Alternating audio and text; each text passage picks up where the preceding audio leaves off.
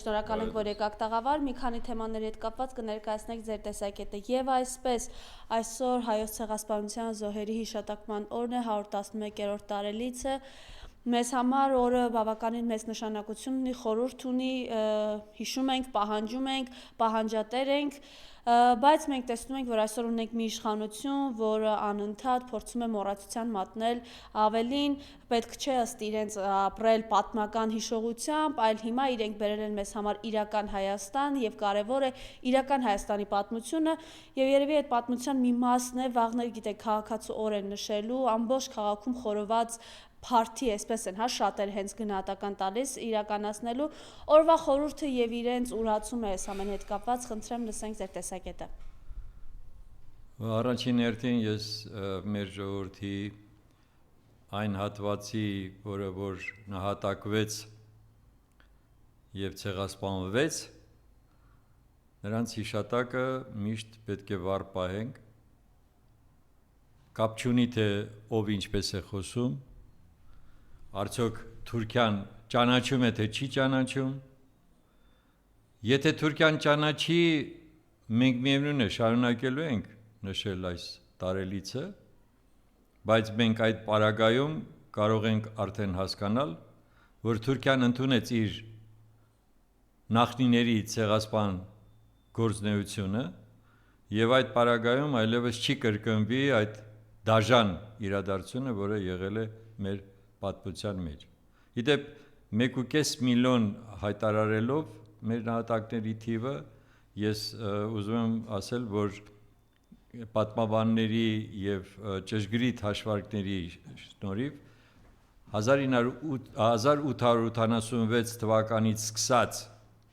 եւ 1923 թվականին վերջացրած այդ ուրեմն ցեղասպանական գործողությունների արդյունքում 2 միլիոնից ավել զոհ ենք ունեցել։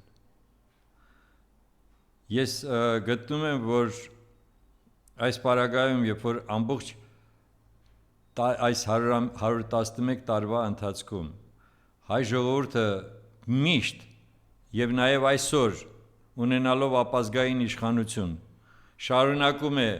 հավատարիմ մնալ իր ազգային արժեքներին, սա խոսում է նրա մասին, որ որքան էլ նրանք փորձեն Թուրքիայի եւ Ադրբեջանի պահանջով փորձել հիշողությունից հանել այդ դաժան իրադարձությունները, այդ ցեղասպանական գործողությունները, դա չի ստացվելու։ Մեր ժողովուրդը շատ լավ հասկանում է իր պատմական հիշողությունը թույլ չի տալիս եւ իր ամբողջական, իր ընտանեկան դաստիարակությունը առաջին հերթին թույլ չի տալիս, որպեսզի նրանք ենթարկվեն այսօրվա ապազգային քաղաքականությանը։ Սա շատ կարևոր հանգամանք է։ Եվ այս պարագայում, երբ որ խորհրդային տարիներից սկսած արդեն իսկ աշխարհում պետություններ կային, որոնք ճանաչում էին Արցախ ներողություն ազգային մեր այդ ողբերգությունը եւ ցեղասպանություն հայերի, դա շատ հատկանշական է եւ այսօր ես ուզում եմ նաեւ շեշտեմ, որ այդպիսի ուղերձ է ուղարկել նաեւ Վլադիմիր Պուտինը։ Նա ուղերձ հայ ժողովրդին է ուղարկել, ոչ թե պետության ղեկավարությանը, որը ընդհանուր առմամբ ճիշտ կլիներ, եթե այդպիսի ղեկավարություն լիներ, բայց հաշվի առնելով, որ պետության ղեկավարը ուզում է, որպեսզի մենք հրաժարվենք ցեղասպանության հարցը որպես առաջնահերթ, ուրեմն օրակարգ ունենալով արտաքին քաղաքականությունում։ Դրա համար Վլադիմիր Պուտինը դիմում է հայ ժողովրդին։ Ֆրանսիայի նախագահ Մակրոնը գրառում է կատարում ընդամենը, հա, բայց այստեղ արդեն Ռուսաստանի դիրքորոշումը, որը 1995 թվականին Պետդումայի ուրեմն հատուկ այդպիսի հայտարարությամբ, այդպիսի որոշմամբ հանդես եկավ եւ ճանաչեց ցեղասպանությունը, հատուկ շեշտված է այսօր նաեւ այս ուղերձում Պուտինի, որ այդ ցեղասպանությունը կատարվել է մեր պատմական ուրեմն հողերի վրա արևմտյան Հայաստանում։ Տեսեք, սա շատ կարևոր այսպես ասած դիտարկում է, որովհետև խոսել այսօր Հայաստանում պետական մակարդակով կամ պաշտոնական մակարդակով Արցախի մասին առավել եւս ուրեմն Արևմտյան Հայաստան համապատասխան հասկացության մասին այլևս ընդունված չի եւ մենք գործ ունենք հիմա եւ սա ես ուզում եմ նաեւ շեշտեմ որ այսպիսի հայտարարությունները թող ոչ մեկին չթվա թե հենց այսօր է ասենք Ռուսաստանի ղեկավարը այդպիսի ուղերձ ուղարկել նա մասնակցեց նաեւ 100-րդ տարելիցին ցեղասպանության 100-րդ տարելիցին նվիրված արարողակարգին եւ եզակի ղեկավարներից էր որը եկել էր այդ օրը Հայաստան այսինքն այդ վերաբերմունքը այդ իրադարձությանը որը շեշտված է նաեւ իրենց այդ ուղերձում եղել է հետևողական մշտական եւ այս պարագայում անընդհատ խոսել թե ուրեմն Ռուսաստանն է մեղավոր այսինչում այնինչում ես նորից ելի եմ ուզում Ռուսաստանը ունի իր սխալները Ռուսաստանը ուշացած գործողություններ է արել հատկապես հետխորհրդային ուրեմն տարածքում որպեսզի ձևավորեր իրականում ձևավորեր այնպիսի կառույց ինչպիսին ԵԱՏՄ-ն է որը կարող էր նաև ընդլայնվել եւ ավելի մեծ միսուարյուն ստանալ ուշացած են արվում այդ գործը բայց ամեն դեպքում նրանք չեն մեղավոր որ մենք չենք կարողանում մեր փոխհարաբերությունները ճիշտ օգտագործել եւ ստանալ այն օգուտը որը անհրաժեշտ է այստեղ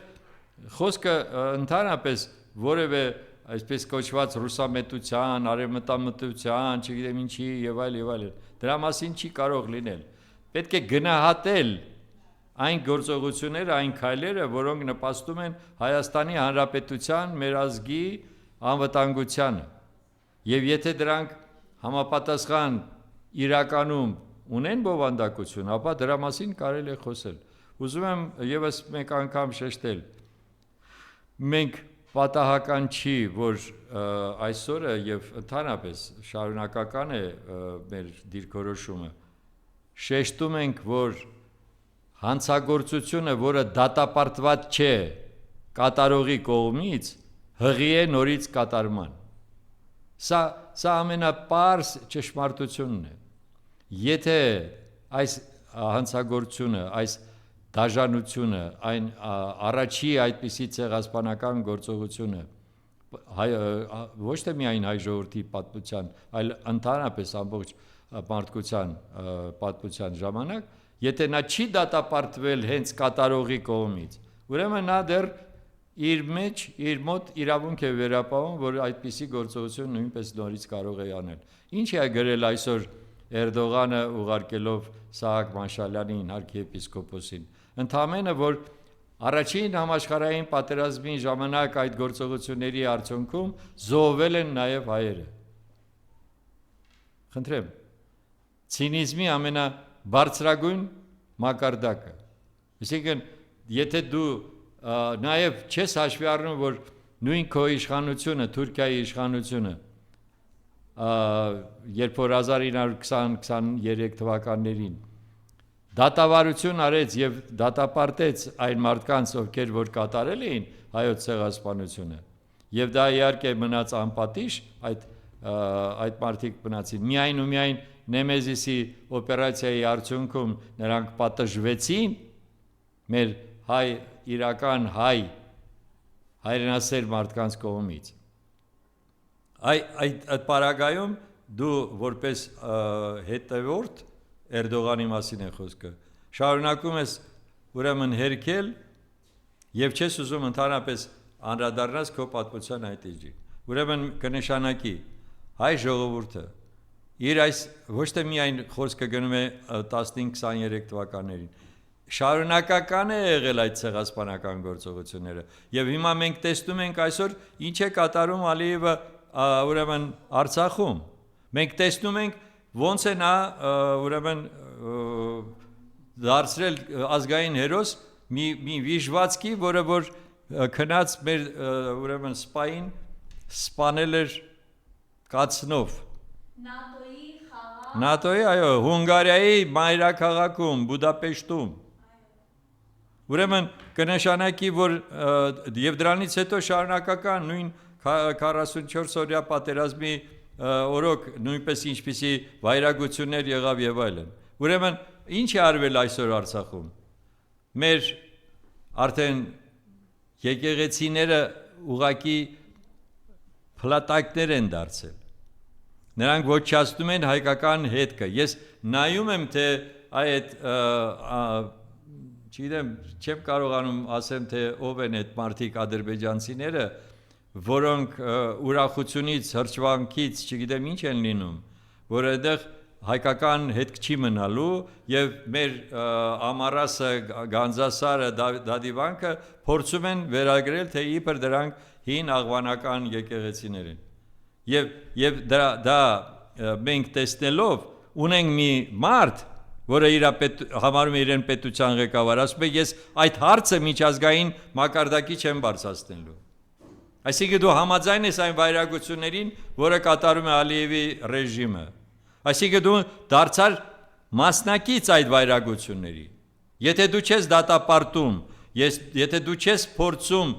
պաշտպանել մեր ազգային ուրեմն այդ հարստությունը, մեր հոգևոր հարստությունը, դու դարձար նրանց մեղսակից։ Չեք հասկանում դա։ Դուք չեք հասկանում թե դուք ինչ եք ասում, ինչ եք անում։ Այսինքն դուք համաձայն եք, որ Ստեփանակերտի այդ շքեղ մեր կոթողը կարելի էր հողին հավասարեցնել, հա։ Եվ դուք ծպտուն չեք անում դրա համար։ Գիտեք, ես միշտ մտածում եմ, թե խիզախ ղեկավարը ինչպես է տարբերվում վախկոտ այսպես կոչված ղեկավարից։ Խիզախը միշտ փնտրում է ճանապարհ, ուղիներ, որպեսզի հասնի իր նպատակին։ Դա տարբեր ձևերով կարելի անել, ոչ անպայման պատերազմով, բայց ինքը չի անձնվում։ Իսկ վախկոտը բոլոր անհնարավոր, չգիտեմ ինչ, աբսուրդային պատճառներ կարող է բերել, մենակ թե հեռանա պատասխանատվությունից։ Սա է տարբերությունը այսօր։ Սա է այս մարդու եւ խիզախ քաղաքական գործիչների տարբերությունը։ Պարոն Սարգսյան, ես հիմա կուզեմ մանրամասն խոսենք Ռուսաստանի նախագահի ուղերձը։ Ասեցի ես։ Ավելի կոնկրետ եթե հասկանանք, ելի կողմից Ռուսաստանի նախագահը ըստ էության միջազգային օրակարգում է պահում հայոց ցեղասպանության հարցը, մյուս կողմից մենք տեսնում ենք այս իշխանությունները փորձում են ամենքեն մոռացության մատնել, ավելի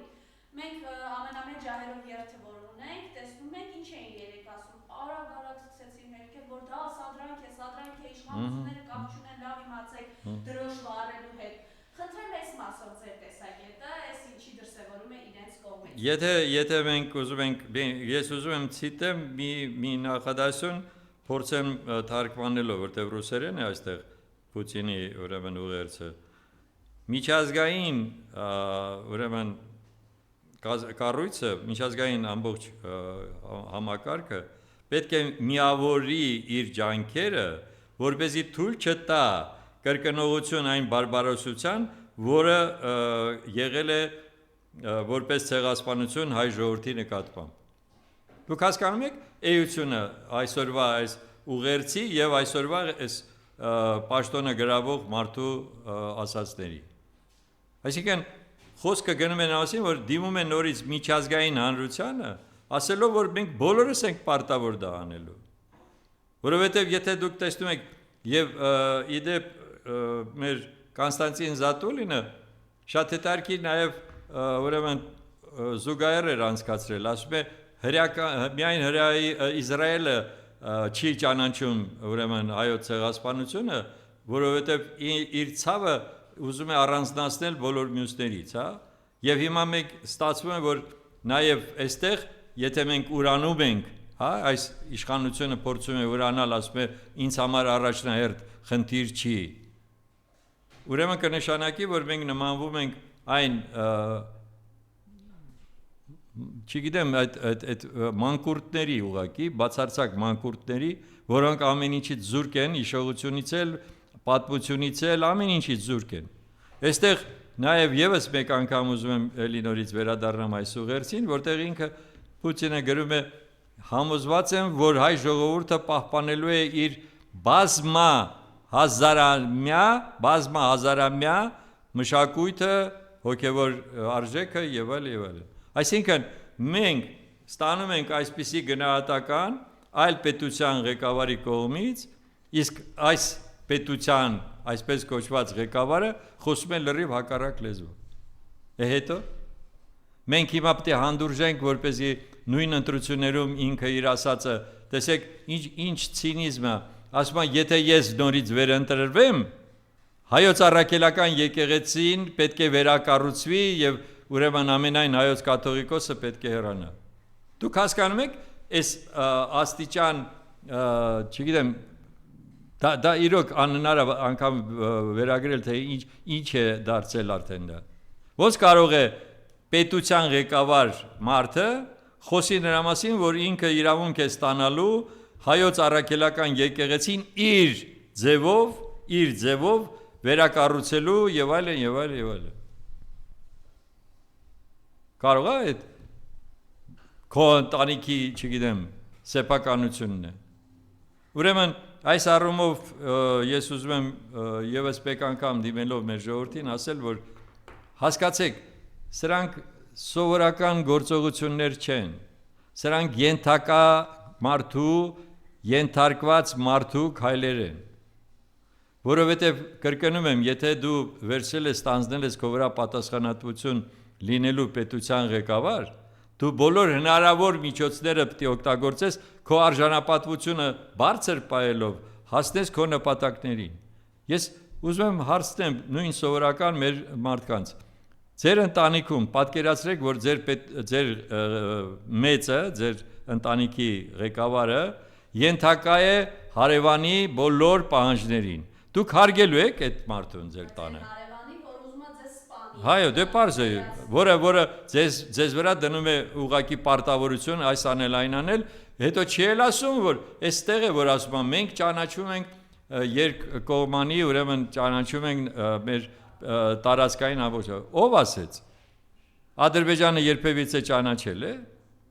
Եվ ընդհանրապես, անգամ եթե պետք է ճանաչի ես մի ձեր կտորը, հա, որ դուք ներկայացնում եք որպես իրական Հայաստան։ Դա է լինելու, դա մեր իրավունքը, հա, դա պետք է մենք ստանանք որպես նվեր։ Ես իմիջիալոց եւս մեկ անգամ ուզում եմ շեշտեմ, սա արդեն դարձել է ծաղրանք բոլորիս նկատմամբ։ Մարդը քարտեզը, այսպես կոչված քարտեզը, դա խփել է դոշին ման է գալիս աշխարհով մեկ։ Հա, դուք հասկանում, տեսել եք որևէ մի պետության ղեկավար, որը իր երկրի տարածքը դարձնի, որ ինչ որ մի հատ նշան, ու ման գա, ասի տեսեք, ես ունեմ այսպիսի, ուրեմն, ում ես ձեռ առնում այդ տղա։ Վերջով սա ինչ ձև է։ Այսինքն Ադրբեջանին ու Թուրքիային ասում ես, նայեք, ես այսքանից ավել ձեզանից բան չեմ ուզում։ Հա, մենք պետք է մոռանանք, որ մենք ունեցել ենք պատմական հայրենիք, մենք ունեցել ենք Արցախ, մենք ունեցել ենք Գարդման եւ այլն։ Այդ ամբողջը պետք է մոռանանք եւ թույլ տանք, որպեսզի Ադրբեջանը պահանջի, որ դու 300,000 ադրբեջանցի ընդունես Հայաստանում։ Այո, պարոն Սարգսյան, այսօր Սասուն Միքայելյանը ներողություն, որովհետեւ տարբերություն չկա, եւ երախորում է հայտարարություններում եւ ծիծանակաբերդում։ Ասած, այդ տարածքները որ չտան բադ բաներ լինել, հիշում եք, ինքը միշտ ասում է չբզբզան Ղարիևի, այսօր ասում է դրոշվարելը սադրանքա մեր խաղաղությանը, Նիկոլ Փաշինյանը փայլուն արտաքին քաղաքականություն է վարում, սա այս ամենը ասում է Սասուն Միքայելյանը։ Ես խնդրեմ եք դամանել։ Ծիծանակաբերդում, էլի փոխությունը Ինչ է մեկնաբանել։ Սասուն Միքայելյան, որը որ ուրեմն գլուխ էր գողը, որ ինքը երկրապահ է, պաշտպանել է հայրենիքը, այո, իրոք մասնակցել է, իրոք պաշտպանել է եւ այլն։ Հիմա ինչ պատահեց։ Հիմա ինչ։ Այդ ոնց մի անգամից դարձակ են վախկոտ քաջնազարները։ Լավ, հասկացանք, որ չեք կարողանում ձևավորեք ճիշտ կառավարեք երկիրը, չեք կարողանում։ Այսօրվա քաղաքի իրավիճակը ձեզ օրինակ, հետո կդա անդրադառնանք դրան։ Հա? Չգիտեք ինչ ձևով պետք է կառավարեք։ Կամ դիտմամբ եք կառավարում այսպես, որը ոչ մի ձևով չի փոխում ձեր վիճակը։ Այսինքն որ տարածքներ, Սասուն Միքայելյան, որ տարածքները մենք դինորից իրենց հանձնենք։ Այսինքն քիչ են հանձնել, հա? Հիմա որովհետև հանգարց վայ, մեկ էլ տեսար շեֆը, իրանց շեֆը Ալիևը հանգարտ չջղայնանա։ Սա է ձեր քաղաքականությունը։ Հա, ոչ ոք չի ասում պատերազմ մղենք, ոչ ոք չի ուզում պատերազմ, բայց ոչ մի դեպքում չի կարելի ստրկանալ, չի կարելի, դա որտեղ մարդկային էությանը դեմ է, և բոլոր հնարավորությունները ունի հայ ժողովուրդը, հայ ազգը իրեն սեփական ուժերով պաշտպանելու, ես դա ատուկ ուզում եմ շեշտեմ, որովհետև խոսքը օրինակը ամենացայտուն օրինակն է 90-ականների ուրեմն այդ պայքարը ազգային ազատագրական պայքարը Արցախի համար, Արցախի ազատագրության համար։ Խնդրեմ, 99% դա հայությունը արեց։ Կարող է մի տոկոս մեզ օգնեցին, որովհետև տեսան, որ մենք մեր ազգը շարունակում է իր պայքարը իր ազգային շահերը հասնելու համար։ Հիմա նույնը այս պահին է, եթե մենք կազմակերպված ազգ լինենք, մենք էլի նորից ունենալու ենք բարեկամ երկրներ։ Նայեք Իրանի Իսլամական Հանրապետությանը, նայեք ինչ ժողովուրդ է, նայեք ոնց է ինքը այդ փորձություններին դիմագրավում։ Հանուն նրա, որպեսզի թույլ չտա, որպեսզի այ որևէ ամենահզոր այսօրվա պետությունը թելադրի իրենց այսպիսի պայմաններ, ստրկացնի իրենց, նվաստացնի իրենց։ Թույլ չտա, որպեսզի Իսրայելը որոշի թե իրենք ինչ պիտի ունենան, չէ որ իրենք շատ լավ հասկանում են, որ իրենց նպատակը Իրանի նկատմամբ դա մասնատելն է, Իրանը մասնատելն է։ Ես ես ուղղակի ուզում եմ ասեմ, որ դա իրենց հիմնական հույսը նրանում է, որ կարող է այնտեղ ազգամիջյան բախումներ լինեն եւ դրա շնորհիվ այնտեղ մասնատում լինի եւ այդ դեպքում Իրանը Թավրիզի մարզը, Թավրիզի ամբողջ այդ կտորը շատ հնարավոր է որ ուզենան տան Ադրբեջանին։ Դրանով փակեն հայ-իրանական սահմանը, փակել որնա քանդեն, ուղղակի հիմնովի քանդեն։ Դրանով տրիպ են ուզում իրականացնեն, այստեղ էլ ոգևորված անձեր կան, չեն էլ ուզում խորանան, թե լավ, հանուն ինչի են դա ուզում անեն։ Այդ որտեղից մի անգամից տենց երազանքը եկավ ու իրենք էլ որոշեցին մի հատ այդ տրիպ անեն։ Չէ որ անընդհատ պետք է հիշեցնեմ J.D. Vance-ի ելույթի այն հատվածը Բաքվում, որտեղ ինքը ասում է, որ տրիպը դա Ադրբեջանի երկու մասերը միավորելու նպատակ է դրված։ Ընդամենը, այդտեղ Հայաստան չկա, որովհետև այդ տարածքը, որը դարձնում է Զանգեզուրի միջանցք, ոնց որ իրենք են ուզում,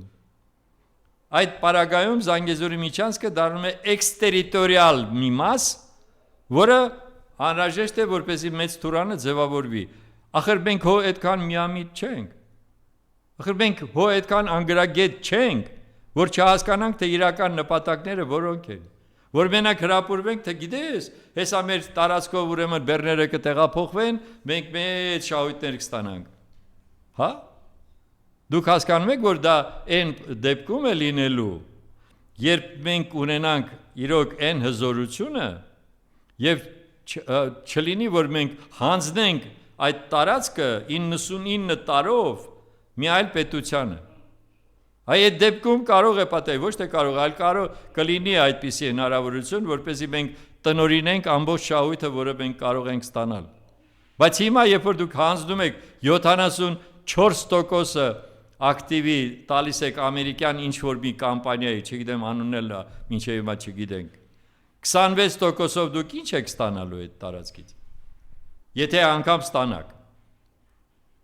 Եվ ինչ, դա համարվելու է, որ մենք մեծ ուրեմն ծրագիր իրականացրեցինք։ Տեսեք, Իրանի Իսլամական Հանրապետությունը բոլոր այնպիսի խորքային վերլուծություններ է անում, որ ամեն անգամ ասում է, գիտեք ինչ, այստեղ փոփոխություն պետք է չլինի, տարածքային կամ ընդհանրապես աշխարհաքաղաքական փոփոխություն պետք է չլինի։ Իրենք շատ լավ հասկանում են, թե ինչի համար է արվելու դա։ Իսկ մենք եթե հիմա այս պահին թույլ տանք այդպիսի գործողություններ, ապա կրկնում եմ, այստեղ ամենագլխավոր նպատակը ինչ որ արվեց, դա Իրանի դեմ հիմա պատերազմի արդյունքում Հայաստանի արտաքին վեկտորը փոխելու արդյունքում բերել նրան, որ այլևս Ռուսաստանը այստեղ որևէ զինակից, դաշնակից պետություն չունենա։ Սա է ամբողջ իրենց գլխավոր նպատակը։ Հիմի գյումրեցու ասած, հիմի դուք մտածեք, էդիկ լավ է, թե վատ։ Հիմա դա ոնց է անդրադառնալու մեզ վրա։ Եթե դուք հույսները դրել եք, թե հեսա եվրոպացիները գալու են եւ մեր անվտանգությունը ապահովեն, հələ մեկն լինի իրանց անվտանգությունը ապահովի։ Այսօրվա դրությամբ հաշվարկ են անում, որ 64 միլիոն միգրանտ կա արդեն Եվրոպական միության երկրներում, բայց այդ 64 միլիոնը նրանք են, ովքեր չեն ծնվել Եվրոպայում։ Այսինքն այն սերունդն է, որը նոր է եկել, հա? Բայց հիմա մի հատ հաշվեք այն սերունդը, որը արդեն մեծացել է Ֆրանսիայում, Գերմանիայում առնվազն 10-ից 14 միլիոն թուրք է ապրում։ Հələ հաշվեք այդ ամբողջը եւ տեսեք Եվրոպայի այսօրվա դեմոգրաֆիկ վիճակը ինչպիսին է եւ 10 տարի, 20 տարի հետո ինչ է լինելու։ Թե դուք մենակ այսօրվա օրով եք մտածում։ Այսպիսի լուրջ փոփոխությունների մասին է խոսքը գնում, աշխարհաքաղաքական փոփոխությունների մասին։ Եվ այդ պարագայում սրանք նստած մենակ մտածում են ոնց անենք, որ մեր այսօրվա իրական Հայաստանում մենք լավ ապրենք։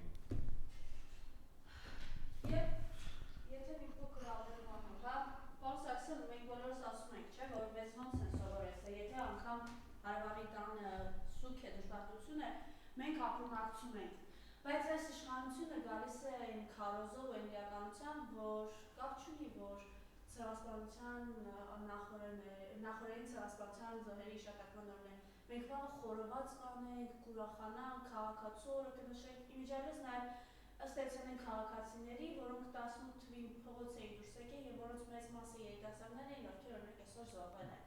44-օրյա պատերազմում։ Վաղը այդ իրենց կազմակերպած միջոցառումը, քեֆը, ուրախությունը, խորովածը, ուտելը, այս ոնց ուտել, այս ինչի դրսևորում է։ Քաղաքենության առաջին հերթին լավ կլիներ, որ մենակ դրանով բավարարվեր, բայց քաղաքենություն է դա առաջին հերթին։ Երկրորդը ինչ վերաբերում է, թե իրոք անհրաժեշտ էր այս պահին քաղաքացու այդպիսի օր սահմանելը։ Այո, եթե դուք ուզում եք քաղաքացու օր սահմանեիք, առաջին հերթին քաղաքացու իրավունքները պաշտպանեիք։ Այսօր Հայաստանում խոսքի համար մարդիկ են բանտարկված։ Ով ասես։ Հիմա սկսած դրանից, որ դուք հենց որ չեք հանդուրժում, որ որևէ մեկը ձեր մասին, այսպես ասած, գնահատական է տալիս։ Սա մեկ։ Երկրորդը, դուք չեք կարողանում հանդուրժել, որ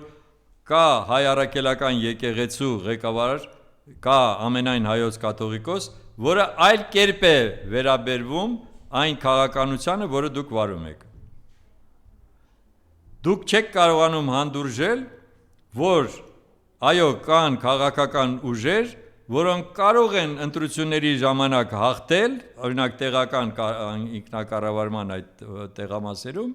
որից հետո դուք նրանց անպայման ինչ որ մի պատճառով պետք է ձերբակալեք եւ ուրեմն դատապարտեք երկար տարիներով։ Դուք այս որ քաղաքացու է դեպքում պաշտպանն եք հանդես գալիս։ Հələ մի հատ ասեք հասկանանք էլի։ Որ դուք ունեք այսպես կոչված մարդու իրավունքների պաշտպան Անահիտ Մանասյան, որը երկար բարակ բացատրում է, թե ինչու ինքը չի կարող, հա, Ռուբեն Վարդանյանի ուրեմն ուղերձին այնպես պատասխանել, որ անհրաժեշտ է մեզ։ Այսինքն ինքը այս տարածքի ընդամենը մարդկանց իրավունքների պաշտպանն է, լավ տեսնում ենք էլի ոնց եք պաշտպանում այդ մարդկանց իրավունքները։ Եվ երկրորդը, ով է ասել, որ դուք չունեք այդ միջազգային հարաբերություններ ունենալու իրավունքը։ Դուք ՄԱԿ-ի համապատասխան կառույցի նաև ներկայացուցիչ եք, կամ այնտեղի դիմելու իրավունքը ունեք։ Դիմեք։ Ինչու չեք կարող նաև, եթե նա արդեն պայմանավորվել է Ադրբեջանի ուրեմն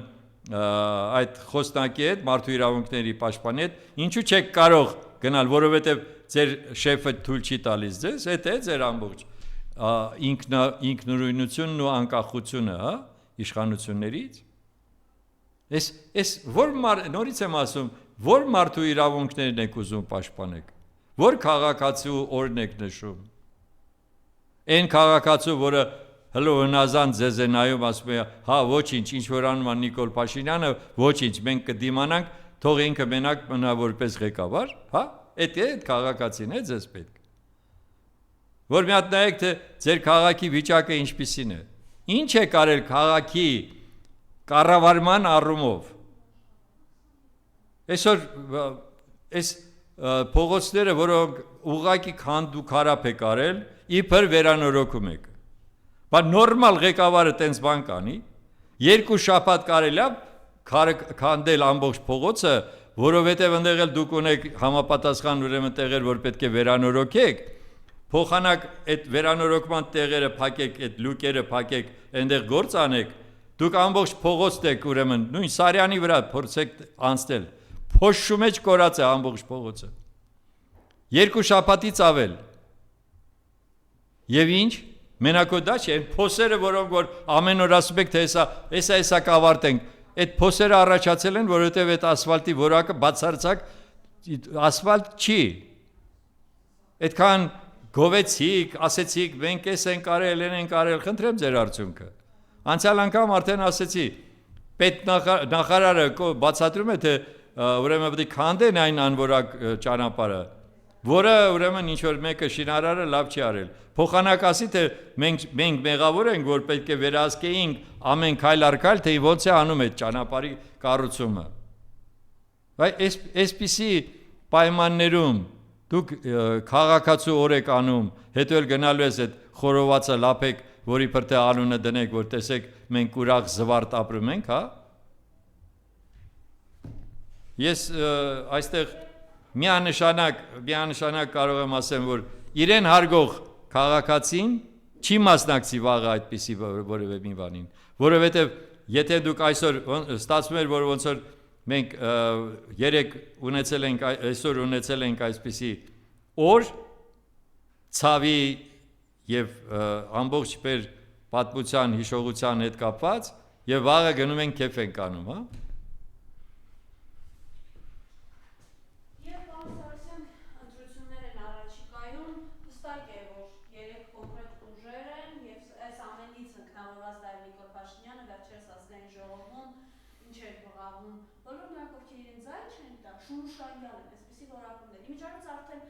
Ինձ ասում են իբր երբ իրացնի արդեն տեղի չեն տվել, բայց հիմա արդեն մանավանդ այս շրջանում ավելի շատ է սրացումները, էլ Սարիկը հրապարակային հայոյանք է գրում, էլ Նարուսյան Ջուփակյան, չգիտեմ կանանց հետ կապված ինչ հայտարարություններ է անում, դե Նիկոլ Փաշինյանն էլ տեսանք ազգային ժողովի անվանից Շունու Շանգալ էր անում։ Դա չէ, իրենց մակարդակն է ընդամենը, որովհետև եթե մարդը այդպիսի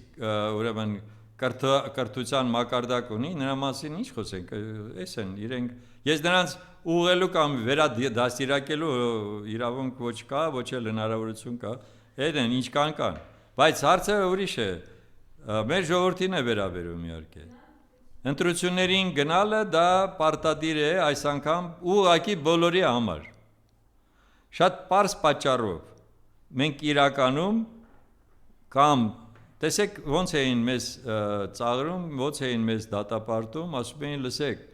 պատմության մեջ չի եղել, որ պարտված ղեկավարին նորից վերընտրեն։ Այ 21 թվականի ուրեմն պատմությունը ձեզ դաս, որովհետև շատ լավ օգտագործվեց, թե հեսա, որ եթե ես չեմ, ուրեմն նախկիններն են գալիս,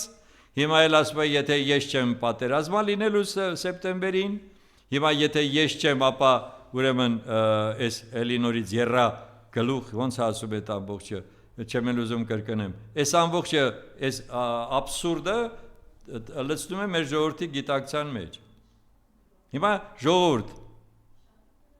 ձեր ամբողջ ողջամտությունը ձեր տրամաբանությունը զարգացրեք հասկացեք ինչ է ասում եթե նա արդեն այսօր սպառնում է որ եթե ես չլնեմ, իսկ ով ասես, որ դու որ չլնես, մեր կյանքը ուղղակի գնալու է ողբերգություն է դառնալու, հակառակն է լինելու։ Ուրեմն մենք մի խնդիր ունենք այս պահին գնալ եւ ընտրություն կատարել, սա մեկ։ Ինչ վերաբերում է թե իրոք ինչու հենց այս պահին առանձնացան 3 հիմնարար այդ քաղաքական ուժերը։ Շատ պարզ պատճառով, որովհետեւ այսօր իրողությունը դա է։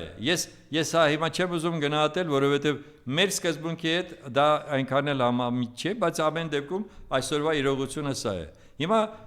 եթե այս 3 քաղաքական ուժերը մեծամասնություն կազմեն խորհրդարանում եւ այդ պարագայում նոր կընտրվի նոր ղեկավարություն։ Ուրեմն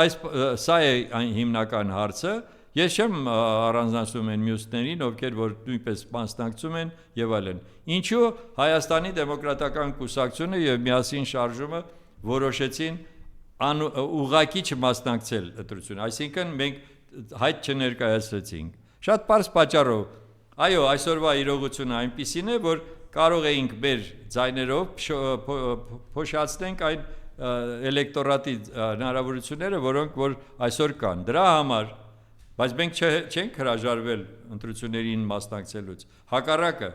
մենք պաշտպանում ենք այն ուժի, ուրեմն ծրագիրը, որը մեզ համար շատ հետաքրքիր է իր բովանդակությամբ եւ իր կարողություններով։ Խոսքս առաջարկ Հայաստանի ծրագրի մասին է, որի նախաձեռնողը եղել է Գագիկ Ծառուկյանը։ Եվ ես ուղղակի ուսումնասիրել եմ այդ ծրագիրը։ Եվ ես ձեզ բոլորիդ խորհուրդ եմ տալիս ծանոթացեք այդ քաղաքական ուժերի ծրագրերին, ընտրեք այն, ինչ որ ձեզ ավելի հոգեհարազատ է։ Մեզ համար այնտեղ շատ հետաքրքիր կան մոտեցումներ եւ ուրեմն ազգային անվտանգության հարցերի հետ կապված, որը որ երաշխավորված խաղաղության մասին է խոսքը։ Այնտեղ կա եւ նաեւ պետական կառավարման հետ կապված ինչպիսին է գյուղատնտեսությունը ոնց պետք է զարգանա, իրականում զարգանա,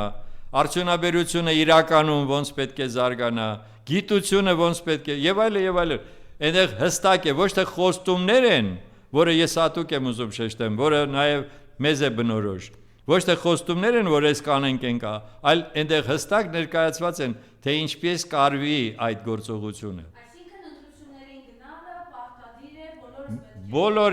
բոլորին անխտիր։ Այո, եւ սա կնշանակի, որ հայ ժողովուրդը հասկացել է, թե ինչ վտանգ է կախված իր պետության, իր ազգի գլխին։ Եվ դա ընտրությունը շատ կարևոր է։ Եվ այդ պարագայում հատկապես նրանք, որոնք ասում են, թե ես ոչ մեկին չեմ վստահում, չեմ գնալու։ Լսեք, հարգելիներս, գնացեք, փորձեք ճանաչել այդ քաղաքական ուժերին, որոնք իրենց ծրագրերով են հանդես եկել։ Իրենց կենսագրություններին նայեք եւ ընտրեք ձեզ համար այն, ինչ որ իսկապես դուք համարում եք, որ այո, կարելի է նրանց թույլ տալ, որպեսզի նրանք գան կառավարություն կամ գան ուրեմն խորհրդարան։ Մնալ չեզոք, դա նշանակում է, որ դուք իրավունք եք տալիս մյուսներին որոշելու ձեր ճակատագիրը։ Սա է։ Եթե դուք չեք մասնակցում ընտրություններին, մյուսները որոշում են, թե դուք ոնց պետք է ապրեք առաջիկա 5 տարվա ընթացքում։ Ձեզ դա ձեռ է տալիս։ Դրա համար պարտադիր է պետք գնալ եւ բացի դրանից ես նորից ուզում եմ ասեմ, մենք առաջարկել ենք հուշագիր, ուզում եմ նորից հիշեցնեմ, ինչ է իր էությունը։ 4 կետ է։ Մենք ասել ենք, որ նրանք ընդդիմադիր ուժերի մասին է խոսքը։ Նրանք ովքեր անցնում են խորհրդարան, պետք է պարտավորվեն այսօր, որ չեն միավորվելու ուրեմն ԿՊ կուսակցությանը։ Երկրորդը, որ իրենք ընդդիմադիր ուժերով ձևավորելու են կոալիցիոն կառավարություն եւ դա նշանակում է, որ մենք կունենանք նոր ղեկավարություն։ Երրորդը, նրանք պետք է միասնաբար վերահսկեն ամբողջ ընտրությունների ընթացքը։ Եվ չորրորդը, հետընտրական, եթե գործողություններ լինեն, եթե բողոքներ լինեն եւ այլն, ուրեմն նույնպես միասնաբար պետք է գործեն այս Սա ինչի համար ենք մենք սա առաջարկում։ Սա մեր կուսակցության եւ միասին շարժման առաջարկն է։ Հանուն նրա, որ այս քաղաքական ուժերը, որոնք ասում են, որ մենք ընդդիմություն ենք, ժողովրդի առաջ հաստատեն դա մեկ, երկրորդը դա ցույց տա, որ այո, հնարավոր է միավորումը, ընդհանրապես միավորումը, եւ վաղը մյուս օրը արդեն խորհրդարանում նրանք կկարողանան հանուն մեր պետության ապագայի միավորված ուժերով հանդես գան։ Որովհետև մենք շատ լավ հասկանում ենք, որ որևէ մեկը 50+1 չի ունենալու։ Որևէ մի քաղաքական ուժ, ինչքան էլ որ լավ ես մաղթում եմ հաջողություն մեր ընդդիմադիր այդ ուժերին, Բայց մենք փաստը գիտենք, դրա համար այդ երեքի արկայությունը խորհրդարանում անհրաժեշտություն է, որպեսզի դա դառնա միասնական կոալիցիոն կառավարություն։ Վերջում ռեպլիկի կարգով արժե անդրադառնալ Աննա Հակոբյանի վերադարձին։ Այդ ինչին անդրադառնանք, վերադարձելա, չնայած ես չեմ հասկանում, լուրը մունջա է միջալոց։ Ես շատ հետաքրքիր մի երևույթ է, փորձում են հարց տան իրեն, ինքը սուսպուս անցնում է, ոնց որ թե Մի 10 հոգանոց անվտանգությունն է հրում։ այդ իր հերթին, հա, այդ էլ իր հերթին, բայց ամենահետաքրքիրը իրեն հարցում են դուք վերադարձել եք, դուք ինչ պայմանով եւ այլն, ինքը ձայն չի հանում, այսինքն ստացվում է, որ իր կամքին հակառակ են բերել ձեզ միավորել նորից։ Ես չգիտեմ։ Դա իրենց խնդիրն է, իրենց անձնական ընտանիքի խնդիրն է։ Դրան չենք վերաբերվում ոչ։